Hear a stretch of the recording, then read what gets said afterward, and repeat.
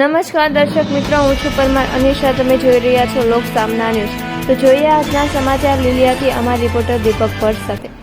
Lilia ITI ખાતે તાલુકા પંચાયત 16 બેઠક અને જિલ્લા પંચાયતની 2 બેઠક પર મતગણતરી સંપન્ન.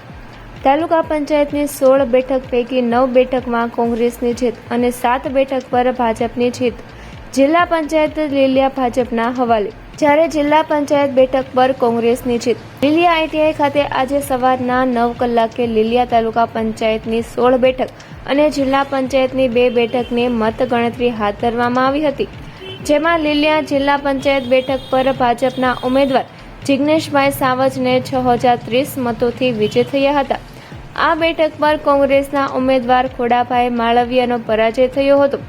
જિલ્લા પંચાયત બેઠક પર કોંગ્રેસના જાગૃતિબેન દુધાત 5669 મતોથી વિજય થયા હતા, જ્યારે ભાજપના હર્ષાબેન સુરાણીનો પરાજય થયો હતો.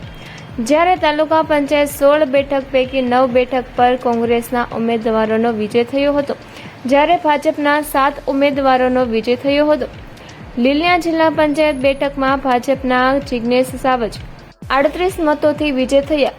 કોંગ્રેસના ઉમેદવાર ખોડાભાઈ માળવિયાએ રીકાઉન્ટિંગની માંગણી કરતા ચૂંટણી અધિકારીએ પ્રતિક સાવલિયાએ જણાવ્યું કે આપની અરજીમાં અપૂરતા કારણો દર્શાવેલ હોવાથી રીકાઉન્ટિંગની મંજૂરી આપેલ ન હતી. જ્યારે પત્રકમાં આંકડા નોંધાય છે તેની ચકાસણી કરવામાં મંજૂરી આપેલ. તેની સામે કોંગ્રેસના ઉમેદવાર ખોડાભાઈ માળવિયાએ ઈવીએમ મશીનમાં પડેલા મતોનું રીકાઉન્ટિંગ માંગેલ તે અરજી ગ્રાહ્ય રાખેલ ન હતી. ત્યારબાદ ચૂંટણી અધિકારી પ્રતિક સાવલિયાએ લીલિયા જિલ્લા પંચાયત બેઠકના જિગ્નેશભાઈ સાવજને વિજય જાહેર કર્યા. મતગણતરી કામગીરીમાં મામલતદાર એચબી વાડા, ડીડીઓ વિક્રમસિંહ ગોહિલ, વિપુલ મહેતા, એકે પરમાર, આશિષ ગોસાઈ સહિતના સ્ટાફ કર્મચારીઓ જોડાયા હતા. સ્થાનિક પીઆઈએમડી સાળુંકે, પીએચઆઈ જાડેજા સહિતના પોલીસ કર્મચારીઓએ બંદોબસ્ત જાળવ્યો હતો. તો ફરી મળીશું એક નવા સમાચાર સાથે. ત્યાં સુધી જોતા રહો લોક સામના ન્યૂઝ.